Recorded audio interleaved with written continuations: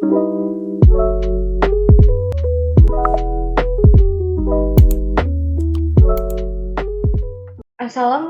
warahmatullahi wabarakatuh. Halo semuanya, perkenalkan nama saya Adinda Safira, nomor NPM 203100006.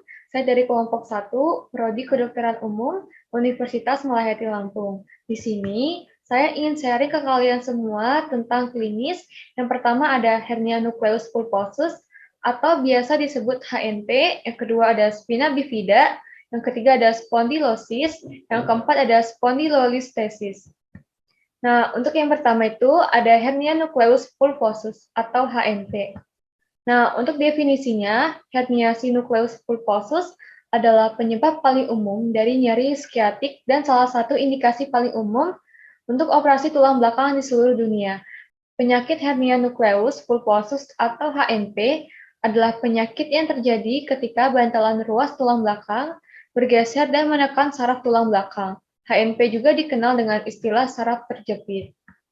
Nah, untuk etiologinya, HNP disebabkan oleh melemahnya jaringan di bantalan tulang belakang. Seiring bertambahnya usia, kelenturan bantalan tulang belakang akan berkurang sehingga rentan terhadap cedera. HNP juga dapat terjadi akibat seorang terjatuh atau mengalami benturan pada tulang belakang sehingga tulang belakang bergeser. Nah, untuk patofisiologinya, terjadinya hernia nucleus pulposus atau HNP adalah terjadinya proses degeneratif atau trauma yang menyebabkan keluarnya nukleus pulposus dari siklus melalui robekan annulus fibrosus. Perubahan-perubahan tersebut adalah modifikasi adaptif terkait usia dalam struktur diskus yang mencakup pengeringan, fisura, penyempitan diskus, degenerasi musinosa, gas intradiskus atau vakum, osteofit, perubahan inflamasi, dan sklerosis subkondral. Nah, fisura annulus merupakan predisposisi kelemahan yang memungkinkan material disk menonjol atau bermigrasi keluar margin annulus. Hernia nucleus pulposus dapat terjadi di tulang belakang region manapun. Namun, lokasi tersering adalah pada tulang belakang, cervical, dan lumbal. Kedua area ini secara khusus rentan terkena cedera karena menahan beban dan meregang berulang seiring aktivitas fisik. Nah, untuk epidemiologinya, perkiraan prevalensi HNP adalah sekitar 1-3%. Insiden tertinggi yang diamati adalah antara 30 hingga 50 tahun, dan lebih sering pada pria daripada wanita. Rasionya 2:1. Nah, untuk faktor risikonya, beberapa faktor mempengaruhi proses degeneratif seperti genetik, mekanik, dan perilaku.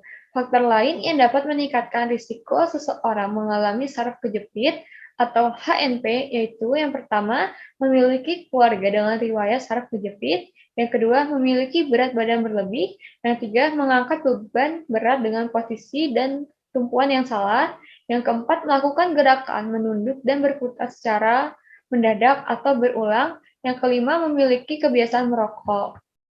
Nah, selanjutnya ada prognosis. Mayoritas pasien yang menderita hernia nucleus pulposus mengalami resolusi gejala tanpa operasi, perawatan konservatif efektif, dan pasien biasanya mengalami pengurangan gejala setelah beberapa minggu. Namun, beberapa kasus tidak membaik dengan pengobatan konservatif dan mungkin memerlukan terapi yang lebih invasif seperti injeksi steroid, akar saraf, atau bahkan pembedahan.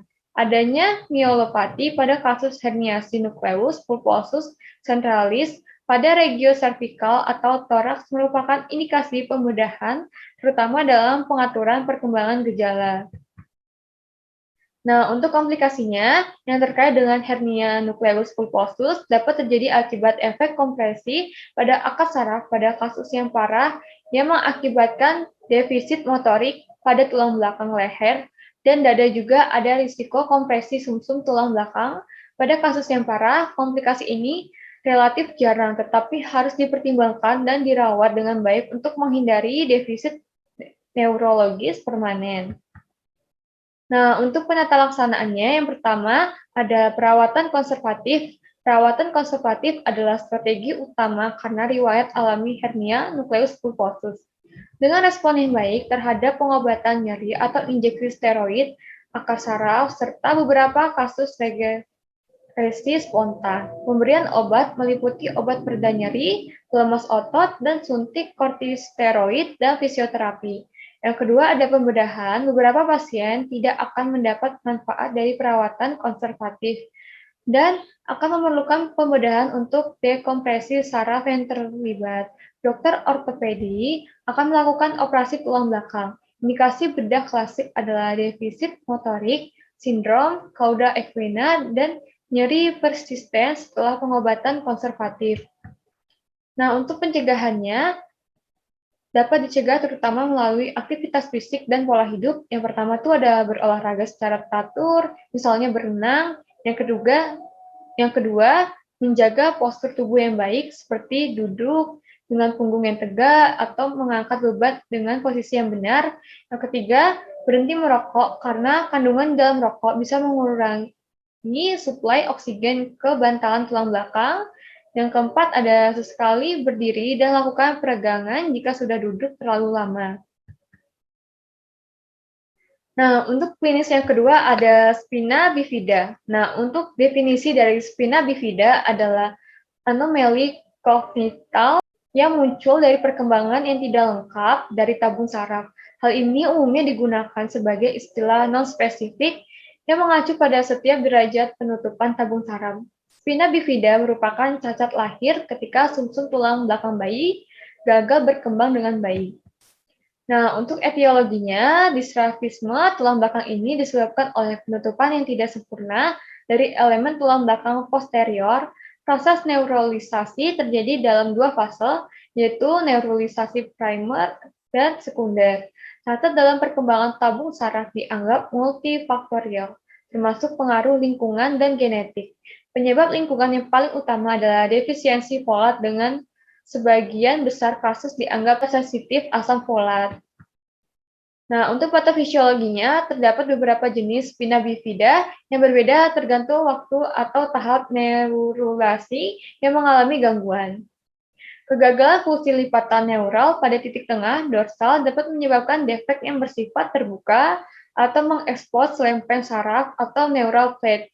Biasanya penderita yang mengalami kondisi tersebut akan mengalami gangguan fungsi neurologis yang parah. Pemeriksaan yang dapat dilakukan untuk mendeteksi gangguan fungsi neurologis adalah pemeriksaan nervus cranialis. Gangguan pada proses neurulasi sekunder biasanya terjadi apabila tuban neural gagal terpisah dengan jaringan non-neural lainnya. Hal ini menyebabkan kelainan spina bifida yang tertutup oleh jaringan kulit atau biasa disebut sebagai spina bifida occulta.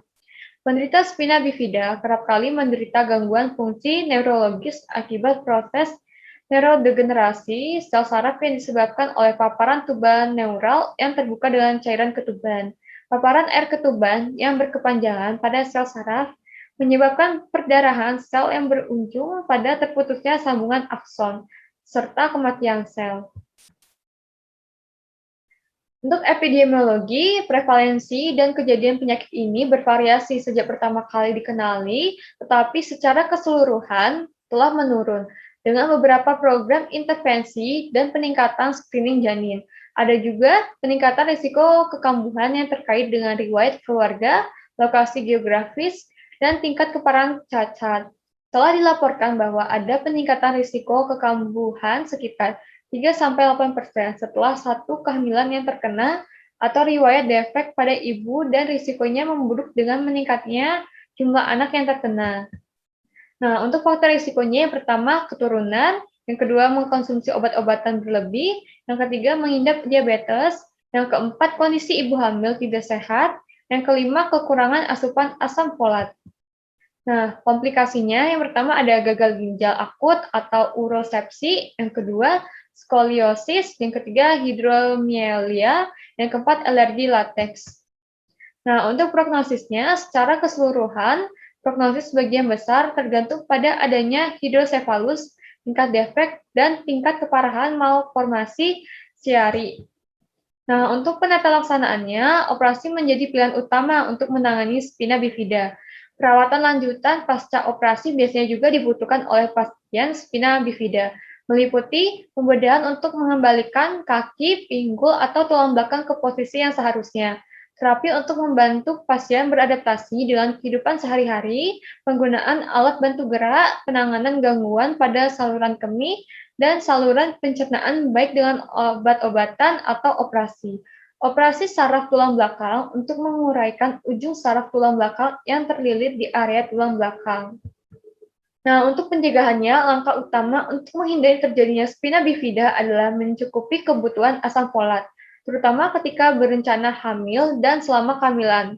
Ibu hamil bisa memenuhi kebutuhan ini dengan mengonsumsi suplemen asam folat serta memperbanyak konsumsi makanan yang kaya vitamin ini, seperti kacang-kacangan, kuning telur, brokoli, bayam, pasta, nasi, serta roti. Nah, untuk klinis yang ketiga ada spondylosis. Nah, untuk definisinya, spondylosis berasal dari bahasa Yunani yang berarti vertebra atau tulang belakang. Spondylosis adalah istilah untuk degenerasi tulang belakang. Spondylosis lumbalis dapat diartikan sebagai perubahan pada sendi tulang belakang dengan ciri khas bertambahnya degenerasi diskus intervertebralis yang diikuti perubahan pada tulang dan jaringan lunak atau dapat berarti pertumbuhan berlebihan dari tulang atau osteofit. Spondylosis cervix adalah proses penyakit alami terkait usia yang dikaitkan dengan perubahan degeneratif dalam diskus intervertebralis. Ini paling sering muncul sebagai nyeri leher. Nah, untuk etiologinya, semakin bertambahnya usia, tulang dan ligamen pada tulang belakang melemah, menyebabkan tulang atau osteoartritis, piringan intervertebrata mengalami degenerasi dan melemah, menyebabkan hernia dan penonjolan pada piringan. Akibatnya, seseorang dapat mengalami beberapa gejala spondylosis. Kebanyakan penelitian menyatakan tidak ada hubungannya dengan gaya hidup, tinggi badan, berat badan, massa tubuh, aktivitas fisik, merokok, dan konsumsi alkohol atau riwayat reproduksi. Efek dari aktivitas fisik yang berat masih kontroversial, sebagaimana diduga berhubungan dengan degenerasi diskus. Nah, untuk patofisiologinya, bila usia bertambah, maka akan terjadi perubahan degeneratif pada tulang belakang yang terdiri dari dehidrasi dan kolaps nukleus pulposus serta penonjolan ke semua arah dari anulus fibrosus. Anus mengalami klasifikasi dan perubahan hipertrofik terjadi pada pinggir tulang korpus vertebra, membentuk osteofit atau spur atau taji. Dengan penyempitan rongga intervertebra, sendi intervertebra dapat mengalami subluxasi dan menyempitkan foramina intervertebra yang dapat juga ditimbulkan oleh osteofit dan menyebabkan terjadinya spondylosis.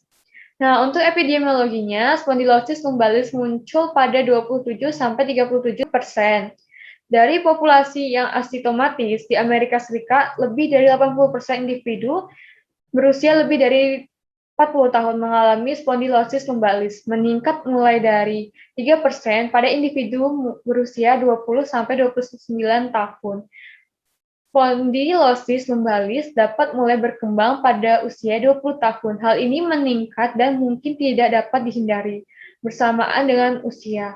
Kira-kira 80% pria dan 74% wanita mempunyai osteofit pada tulang belakang. Kira-kira 30% pria dan 28% wanita berusia 45–64 tahun mengalami osteofit lumbalis. Rasio jenis kelamin bervariasi, namun pada dasarnya sama.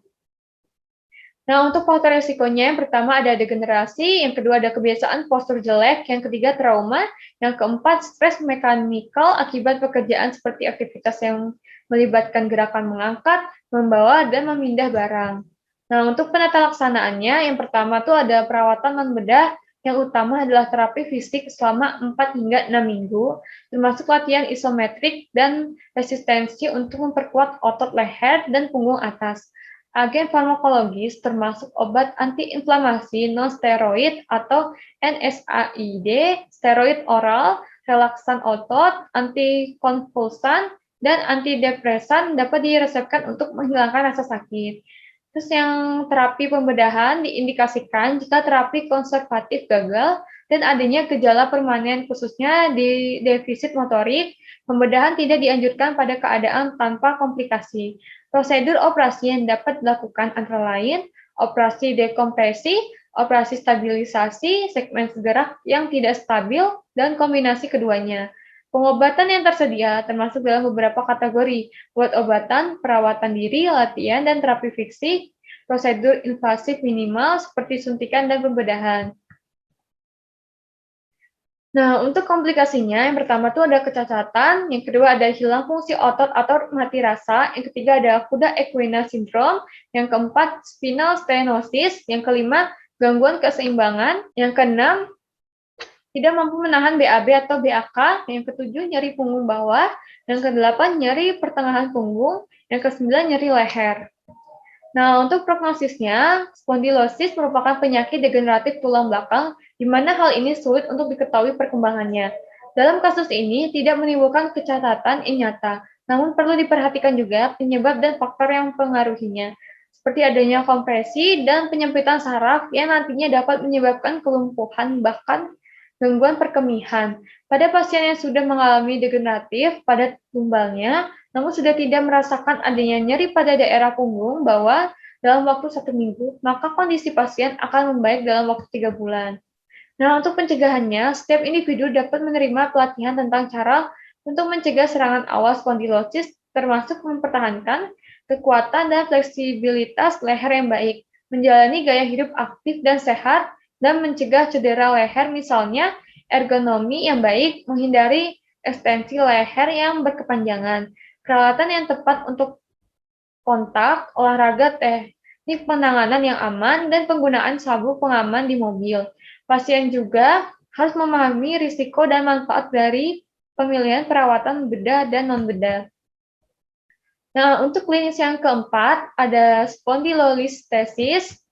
Nah, untuk definisinya, spondylolistesis adalah kondisi tulang belakang yang salah satu ruasnya bergeser ke depan atau belakang dari ruas di bawahnya. Spondylolistesis dapat menyebabkan kelainan struktur tulang belakang, penekanan pada nephron roots, dan kerusakan pada pes joint. Hal ini jarang terjadi pada pasien dengan usia di bawah 50 tahun, dan pergeseran paling sering terjadi pada L4 sampai L5. Nah, untuk etiologinya yang pertama ada degeneratif, yang kedua ada iskemik, yang ketiga ada traumatis, yang keempat ada displastik, yang kelima ada patologis.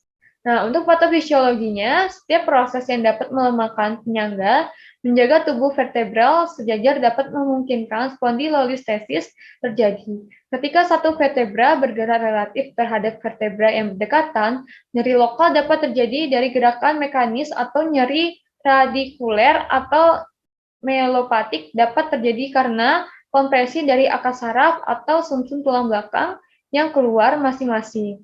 Pasien anak-anak lebih mungkin untuk meningkatkan tingkat spondylolistesis saat melewati masa pubertas. Pasien yang lebih tua dengan spondylolistesis tingkat 1 atau 2 yang lebih rendah cenderung tidak berkembang ke tingkat yang lebih tinggi dari waktu ke waktu. Nah, untuk epidemiologinya, spondylolistesis paling sering terjadi pada tulang belakang, lumbar bagian bawah, tapi juga dapat terjadi pada tulang belakang leher dan jarang. Kecuali trauma pada tulang belakang toraks, spondylolistesis degeneratif terutama terjadi pada orang dewasa dan lebih sering terjadi pada wanita daripada pria dengan peningkatan risiko pada orang gemuk. Spondylolistesis iskemik lebih sering terjadi pada populasi remaja dan dewasa mudah, tetapi mungkin tidak dikenali sampai gejala berkembang di masa dewasa. Ada prevalensi yang lebih tinggi dari spondylolistesis iskemik pada laki-laki. Spondylolistesis displastik lebih sering terjadi pada populasi anak-anak, dengan wanita lebih sering terkena daripada pria. Perkiraan prevalensi saat ini adalah 6 hingga 7% untuk spondylolistesis iskemik pada usia 18 tahun dan hingga 18%. Pasien dewasa yang menjalani MRI tulang belakang lumbar spondylolistesis derajat 1 menyumbang 75% dari semua kasus.